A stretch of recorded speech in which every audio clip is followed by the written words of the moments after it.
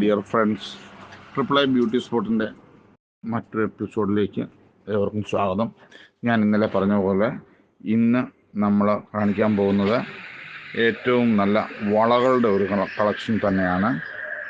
വളകളുടെ collection എന്ന് പറയുമ്പോഴത്തേക്ക് ഇപ്പം നിങ്ങൾ ഈ കണ്ടുകൊണ്ടിരിക്കുന്ന ഈ വളകളെല്ലാം കമ്പി വള, അതുപോലെ തന്നെ ഫാൻസി വള, ഇതൊക്കെ 100, 120, 130 രൂപയൊക്കെ ഉള്ളൂ.